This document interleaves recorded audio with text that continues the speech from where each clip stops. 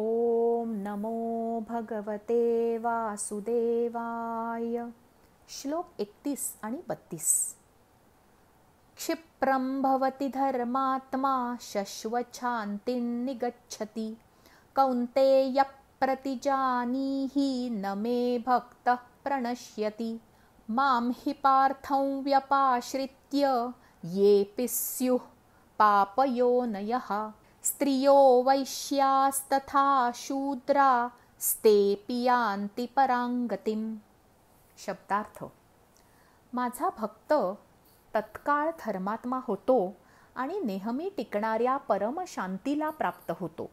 हे कौंतेया, तू हे पक्के सत्य लक्षात ठेव की माझा भक्त नाश पावत नाही. हे पार्था, स्त्रिया, वैश्य, शूद्र तसेच पापयोनी अर्थात चांडाळ आदी कोणीही असो, ते सुद्धा मला शरण आले असता परमगतीलाच प्राप्त होतात. भावार्थ. भक्ती कशी करावी, कोणी करावी, का करावी? मनाला शांतता मिळावी म्हणून भक्ती करावी. मनी नाही भाव आणि देवा मला पाव असे करू नये. जे व्रत म्हणून स्वीकारतो ते मनोभावे पार पाडावे. गजानन महाराजांनी नेहमी सांगितले की भक्ती कराल ती प्रेमाने, मनापासून आणि प्रामाणिकपणे करा. भक्तीत दांभिकपणा करू नका. अभक्तीनेच त्रास होतो. भक्तीमुळे माणूस स्वतःच्या क्षमता पूर्णत्वाने वापरू शकतो. अशक्य वाटणाऱ्या गोष्टीही सहज पेलू शकतो. मूकं करोति वाचालं पंगुल्लंघयते गिरी. हे अगदी खरे आहे. गीतेचा जास्त भर कर्म करण्याकडे आहे. आपली कर्तव्य सांभाळून करता येण्यासारखी उपासना म्हणून भक्तीचा उदय झाला. फार साहित्य, वेळ, श्रम न वापरताही भक्ती करता येते. आपल्या व्यवहारात कोणताही अडथळा येऊ न देता भक्ती करता येते. भक्तीसाठी कोणताही शारीरिक, मानसिक, आर्थिक, सामाजिक निकष लागू होत नाही. यज्ञ, तप, ज्ञान साधना, योग साधना या उपासनेच्या मार्गात अनेक क्षमता आणि वेळ लागतो. तसा भक्तीसाठी लागत नाही. समाजाचे व्यवहार सुरळीतपणे सुरू ठेवायचे असतील तर सैनिकांनी, व्यापाऱ्यांनी, स्त्रियांनी, सेवक वर्गाने त्यांची नित्यकर्मे करणे क्रमप्राप्त आहे. मात्र नवविधा भक्तीतल्या कोणत्याही मार्गाने या लोकांना स्वतःच्या आत्म्याची प्रगती साधता येते. परिणामांच्या दृष्टीने भक्ती तितक्याच योग्यतेची आहे. अल्पमोली, अल्पकष्टात मौल्यवान, बहुगुणी आहे. भक्तीतूनही सिद्धता आणि श्रेष्ठता गाठता येते. भक्ती कोणालाही करता येणे सहज शक्य आहे.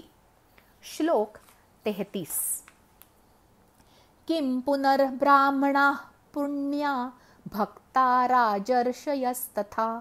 अनित्यम सुखं लोकमिमं प्राप्य भजस्व माम्. शब्दार्थ.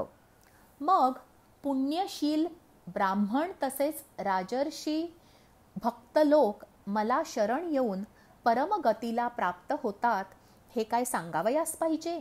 म्हणून तू सुखरहित व नाशवंत या मनुष्य शरीराला प्राप्त होऊन नेहमी माझेच भजन कर. भावार्थ. ब्राह्मण कोणाला म्हणायचे? उघडपणे द्वेष केला जाणारा वर्ग म्हणजे ब्राह्मण. वेदकाळात ही उपाधी विशिष्ट कामे करणाऱ्या व्यक्तींना दिली जात होती, जन्माप्रमाणे मिळत नव्हती. काय करणाऱ्या व्यक्तींची ब्राह्मण म्हणून गणना होत असे? ब्राह्मण इतके पूजनीय का होते? वेदांचा अभ्यास करून अनेक मूलभूत प्रश्नांची उत्तरे मिळवणे, पंचांग जाणून ग्रहस्थिती अचूक सांगणे, ज्योतिष सांगणे, विविध औषधी शोधणे ती बनवणे, योग साधना करणे, यज्ञ करणे, गुरुकुल चालवून विद्यादान करणे, मंत्रांचा अभ्यास आणि पठण करणे, राज्यकारभारावर लक्ष ठेवणे, राजाला मार्गदर्शन करणे, विविध शस्त्रे निर्माण करून त्याची समाजात ओळख करून देणे, भाषेचा अभ्यास करणे, काव्यशास्त्र, विनोद निर्मिती करणारे साहित्य निर्माण करणे, अशा अनेक कामांसाठी ब्राह्मणांनी आयुष्य वेचली आहेत. यासाठी यमनियम पाळणे, आहार विहार विचार उत्तम ठेवणे, वृत्ती शांत असणे, स्मरण तीव्र असणे, वाणी शुद्ध असणे, बुद्धी तेज असणे अशा मनुष्यांना ब्राह्मण म्हणून गणले जाई.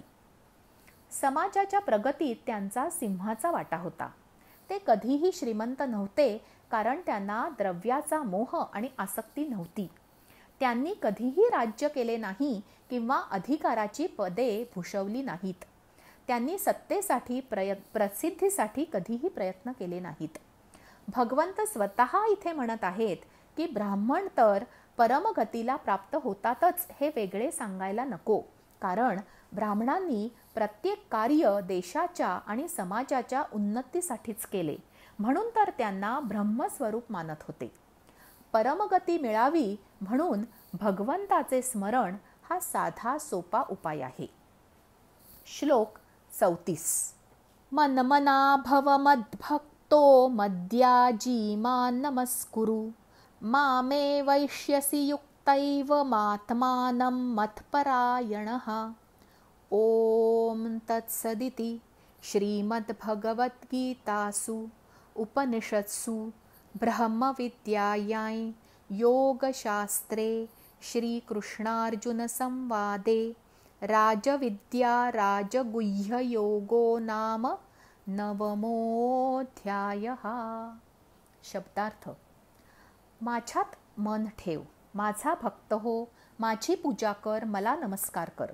अशा रीतीने आत्म्याला माझ्याशी जोडून मतपरायण होऊन तू मलाच प्राप्त होशील. भावार्थ. या मृत्यूलोकात काहीही शाश्वत नाही, सर्व अनित्य आहे. देव फक्त अनन्य भक्तीने प्राप्त होणारा आहे. त्यासाठी पैसे मोजायची गरज नाही. वाटेल तसे वागून देवाला पैसे अर्पण केले तर त्याची गणना पुण्यात होत नाही. त्याने प्रसिद्धी मिळत असेल, पण आपल्या सत्कर्मात त्याची नोंद होत नाही. देव भक्तीचा भुकेला असतो. ज्याला सुरुवात आहे त्याला शेवट आहे, ज्याला जन्म आहे त्याला मृत्यू आहे. त्याला टाळण्याचे घाबरण्याचे कारण नाही. ब्रह्मालाही अशाश्वत म्हटले आहे, तिथे इतरांची काय कथा. या जगालाही अंत आहे. या परिस्थितीत करण्यासारखी एकच गोष्ट आहे, ती म्हणजे भगवंताला शरण जाणे. मन सदा वासुदेवाच्या चरणी लीन ठेवावे. भेदभाव करू नये, कशाचाही लोभ धरू नये, कल्पना करू नये. आपण जे चांगले ऐकतो वाचतो त्याचे चिंतन आणि मनन करावे. ज्याप्रमाणे साबण अंगाला घासला तरच शरीर स्वच्छ होते, त्याप्रमाणे संतांनी सांगितलेला बोध आचरणात आणला तर त्याचा आपल्याला उपयोग होतो, आपली उन्नती होते, समाधान वाटते. अशी ही भक्तीचा आत्मबोधाचा परिचय देणारी 9वी पायरी. राजविद्या राजगुह्य योग उलगडून दाखवणारा अध्याय. गीतेचा निम्मा टप्पा पार झाला. परिणामांचा विचार न करता युद्ध कर सांगूनही अर्जुनाने ते मनावर घेतले नाही. त्यामुळे भगवंतांना सांगावे लागले की आसक्ती सोडून कर्म कशासाठी करावे, काय मागावे, ही बुद्धी तुझ्याकडे नाही आणि कोणाच्या संचितापेक्षा जास्त देण्याचा अधिकार माझ्याकडे नाही.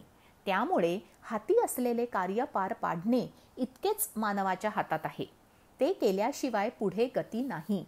तिथेच फिरत बसावे लागते. माणसाला सगुण रूप आवडते, निर्गुण रूपाचे फारसे आकलन होत नाही. सगुणाची पूजा करण्याकडे माणसाचा कल असतो. भगवंत कुठे कुठे सगुण रूपात आपल्याला पाहता येतील याचे वर्णन 10व्या अध्यायात आहे. बाकी कसला विचार न करता भक्तिभावाने वासुदेवाला स्मरावे हे मात्र नक्की. आजचे निरूपण इतकेच. जय श्री कृष्ण.